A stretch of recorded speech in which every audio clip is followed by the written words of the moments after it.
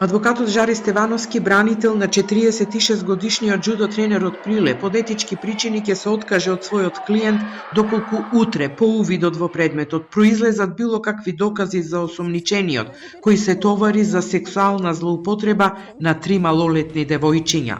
За случајот кој деновива ја шокираше јавноста, Стевановски вели дека одлуката ќе ја донесе откако ќе го види вештачењето за мобилната комуникација меѓу тренерот и децата кои тренирале и му биле доверени во џудо клубот.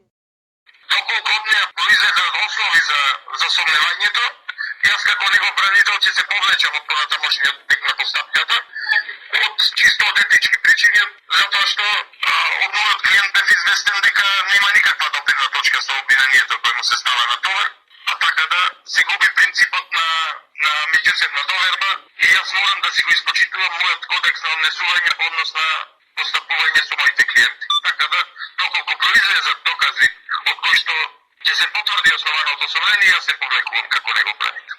На осомничениот вчера му е одреден 30-дневен притвор по шокантните сведочења на 3 малолетни девојчиња.